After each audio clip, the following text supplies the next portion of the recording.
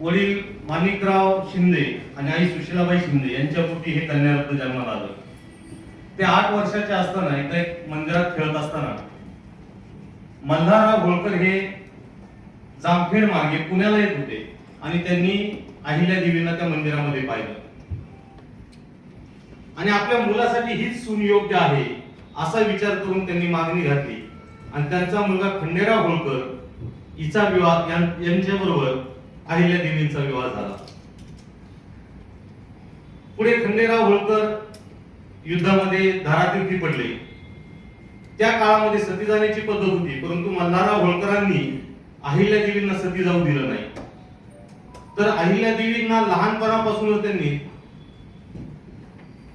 न्यायदानाचं, युद्ध कौशल्य आणि राजकारणाचं सगळे धडे त्यांना दिले होते. स्वतः अहिल्या देवी ह्या युद्धामध्ये सहभागी होत होत्या. असं म्हटलं जातं की त्या हत्तीच्या अंबारीत हौद्यामध्ये बसल्या तर त्यांच्या चारही कोपऱ्यांना 4 धनुष्यबाण आणि 4 भाते असायचे.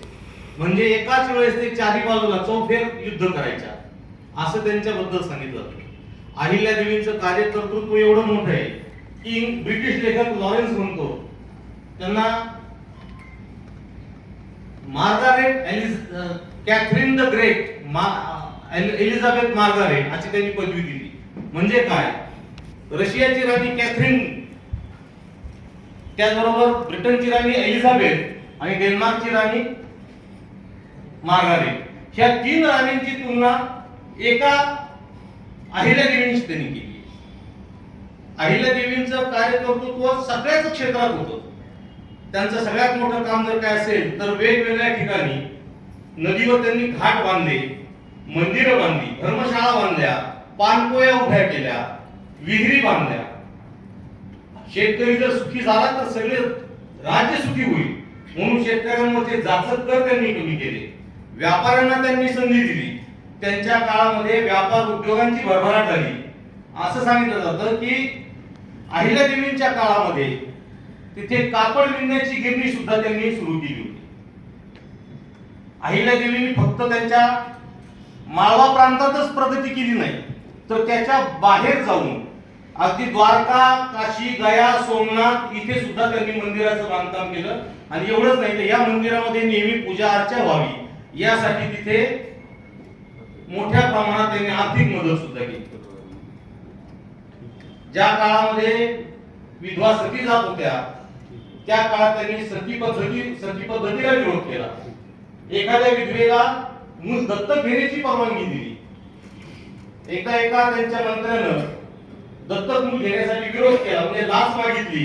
तर हे त्यांच्या ज्यावेळेस कानावर आलं तर त्यांनी स्वतः त्या मुलाचा दत्तक विधान घडवून आणलं आणि त्या महिलेला अगदी यथासांग तिला सगळे वस्त्र वगैरे दान करून, अर्पण करून तो दत्तविधी पूर्ण केला. म्हणजे स्वतः त्या रयतेची काळजी घेत होत्या. अशा